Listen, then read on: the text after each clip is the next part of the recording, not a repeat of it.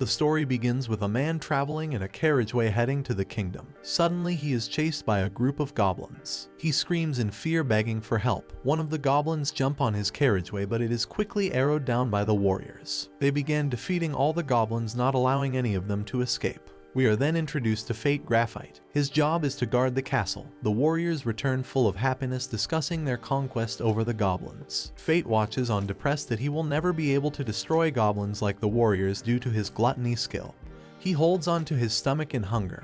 He looks like he is about to shit himself. Later that day, the Holy Knights walk through the city and everyone makes way for them. A man accidentally drops an orange and it rolls next to Hado's foot. He runs over to Hado, apologizing. However, Hado reacts by kicking him. Memel gets involved and warns the man that his head will come off if he insults a holy knight. His eyes bulge as he begs for forgiveness. Raphael urges the other knights to follow him, in which they do. Fate continues to hold his stomach as his shift is almost over. The holy knights arrive back at the castle. Raphael throws Fate's wages on the floor and demands him to pick it up. As he begins picking up the coins, Hado comes and stomps on Fate's hand. They complain about his noisy gut, as it sounds like they do not feed him, therefore bringing embarrassment to the Velaric family. They continue to beat him up and make fun of his useless skills he possesses. Lady Roxy appears and demands for them to stop what they are doing. She continues highlighting these acts are not of someone who is a holy knight, and they should in fact be protecting the citizens. As the three devils walk away, Roxy runs over to Fate and helps him get to his feet. She gets a cloth and starts treating his wounds. He thanks her dearly for all her help. Roxy reminds him this is how a holy knight should behave. She lets him know if this happens again to inform her straight away. Fate's mouth drops whilst telling her he is used to it. He then excuses himself, walking away. Fate takes himself to a restaurant to eat bread and soup. He starts thinking of Roxy's words, however he does not want to put her at risk and get her involved. Barkeep approaches him and notices his wounds. He warns him if this continues, he will end up like the last guy, who suffered from constant beatings and brutal labor. Fate walks through the city at night. He curses himself for having gluttony, and wishes he was born with a better skill such as being a warrior.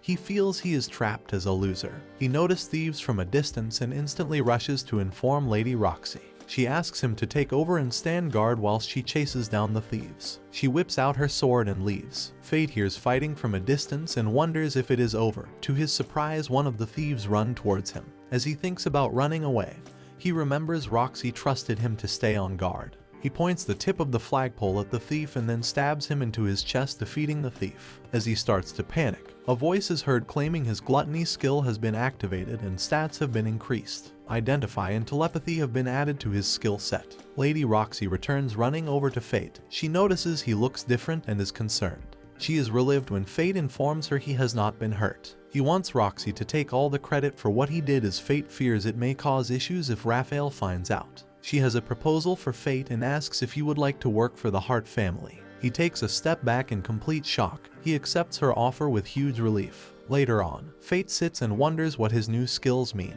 He looks at both his hands and then creates a fist, highlighting with these new stats he may be able to defeat monsters. The next day, Fate is shopping for a new sword. He pulls out his 2 silver coins and shows the shopkeeper. The shopkeeper realizes he is poor and lets him know he cannot afford a weapon. He tells Fate to look in the barrel, as they are trash swords that he could afford. As he inspects the swords, he pulls out a black one and refers to it like himself for being filthy and treated like trash. Fate jumps out his skin when the sword talks to him. The sword tells Fate they have a lot in common and promises it will be worthwhile. The sword convinced him into buying it. Back at the castle, Memel discusses with Raphael about Roxy hiring Fate for the House of Art. She is furious and wants to teach Roxy a lesson not to disobey the Velaric family. Raphael explains it is not worth the trouble and that Fate is easily replaceable. He continues pointing out the Hart family are among the 5 prodigious families that support the kingdom, therefore it is not worth obscuring matters. He gets up and leaves to go the military district. Memel asks what part of his studies interests him the most. He evilly replies it is how to become immortal. Fate walks through the wilderness, but he is not alone.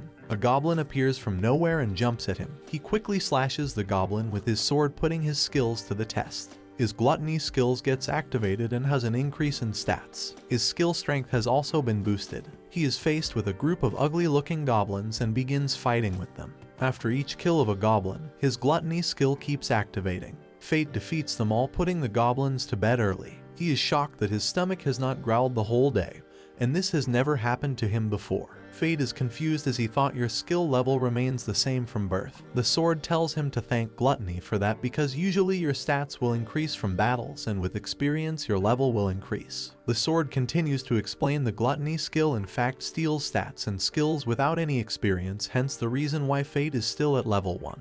The sword tells Fate they are in the same position and to keep his Gluttony skill as a secret as it disobeys divine law. Fate announces he is the mater of the sword, but the sword jokes around and tells him not to get cocky. Before they leave, the sword tells him to go round and collect the goblin ears because he can earn money from them. Back at the city, Fate gets excited that he can afford to have meat with his dinner, but the sword insists his maintenance is the first priority. Suddenly Fate knocks into a man and falls to the floor. A young girl begs Fate for help as she is dragged away by the man. Fate assesses the man's skills and finds out he possesses the conceal skill, therefore his skills are not visible. He chases after the man knowing to expect the unexpected. He follows them into a warehouse. The man has the young girl tied up and tells her she will become a toy for the holy knights. The girl cries continuously in fear. Fate watches on angrily waiting for his chance to attack. We are then brought to an orphanage nun educating children about abilities granted by a divine figure named Lord Laplace. She adds that Lord Laplace created this world and, before leaving, gifted people with powers. One of the kids expresses his frustration of not having any good skills or power. The nun tries to comfort him and tells him that before Laplace granted powers, life was normal, and people had no skills, thus everyone was equal. The young boy hates the unfairness of some individuals receiving powerful skills while others are left with weaker ones. The Lord must be regretting her decision to give powers. As the nun tries to help him fight his inferiority complex, another church member arrives, running to report that she looked for Sahara, a girl who didn't show up at dinner, but couldn't find her anywhere. She then heads to the city to find her. The scene shifts to Sahara, the same young girl Fate saw, bound and in tears in an empty warehouse. While the evil thug tortures her, Fate sneaks in and hides behind crates. The thug keeps telling the girl that she is going to be a toy for the holy knights. Oh, I see where this is going. Fate is slightly hesitant to fight the man, but the sword known as greed convinces him to battle since he now has enough skills. While the thug leaves Sahara temporarily, Fate frees her but soon realizes the thug hasn't gone far. The thug blackmails both Fate and Sahara and attempts to fight. Fate grabs the girl's arm and dashes between crates to hide. While the thug hunts for them, Fate asks for Greed's advice and topples crates onto the thug, then attacks, slicing through the thug's sword and chest. After stabbing him, Fate overpowers the man. He tortures the man and interrogates him about the holy knight who ordered him to kidnap the girl. Initially reluctant, the thug reveals the mastermind behind the kidnapping, learning it's Hado Vilaric. Fate then takes Sahara to eat her first taste of meat, which she enjoys. The young girl gets emotional over receiving this love and care. Later, Fate safely escorts her to the sisters. On their way back, Greed reveals his new skill, Sharp Edge, which can easily slice through anything. Fate realizes that previously, when he cut through the thug's sword, Greed's immense strength could have easily killed the man, too. This could have got him in trouble, killing a trusted thug of the Holy Knight. Fate scolds Greed for not informing him about this potential risk soon during the encounter with the thug. Greed brags that he couldn't interrupt his hero moment of fighting evil to save a little girl. Later, Greed reminds Fate about his upcoming first day of work at the Hart residence, advising him to buy new clothes. Meanwhile, at a bar, a man discusses Lord Mason's death with the bartender, expressing doubts about Lady Roxy's ability to prevent the Holy Knight's tyranny. The next morning, Fate arrives at the House of Hart and is surprised to see a huge, beautiful mansion, already having a good feeling about his job. He is then met by Lady Roxy, who is elegantly dressed, different from her knight uniform. Fate compliments Lady Roxy and blushes in return. She then escorts him to her father's grave for an introduction. Fate discovers her father passed away just 5 days earlier in Galia fighting a divine monster. A rare old divine dragon, who had been hiding in his lair for many years, appeared and eradicated the entire force of her father. Fate recalls how Galia is a continent dominated by horrifying monsters, and the Holy Knights are tasked to keep them controlled. Lady Roxy adds that after her father's death, she has become the head of the house, and the Hart family has been tasked with the duty to control the dragons of Galia. Lady Roxy then asks Fate for his help in revitalizing the house. When she extends her hand for a deal-sealing handshake, he hesitates, avoiding contact to prevent reading her thoughts. The conversation is interrupted by the chief mate of the Hart family, Haru, who introduces herself and informs Fate about his duties. A week elapses, and Fate becomes well acquainted with his co-workers, fitting in seamlessly. However, they are puzzled by his immediate hunger after lunch. Suddenly, Miss Haru arrives to inform him of a meeting with Milady. As Fate and Lady Roxy sit across a table, having tea, Fate is immersed in his thoughts, thinking how he keeps feeling hungrier. Lady Roxy affectionately calls him Faye, trying to grab his attention. Fate comes out of his thoughts after listening to the nickname that his father used to call him. She expresses a desire to bring warmth to the house, considering him part of the family. Fate feels immense gratitude and gets nervous to be considered as a family to someone as superior as Lady Roxy. Lady Roxy seems too good to be true. During their conversation, Fate faints and later awakens in his room to find a note from Roxy advising him to take the next day off. Seeking answers, he asks Greed about the changes in his body. Greed reveals that it's a side effect of his skill, causing him to crave souls indefinitely. Failure to fulfill this need will result in starvation. Greed tells him that in order to stay fulfilled and energized, he needs to keep killing monsters or he will die. Greed alerts Fate that his eyes will change to a red hue when he reaches his limit. That night, driven by starvation, Fate ventures out to eliminate goblins. He dispatches several using his sword before heading toward the hobgoblin nest to confront more dangerous goblins. Suddenly, he detects the approach of a significantly larger head goblin.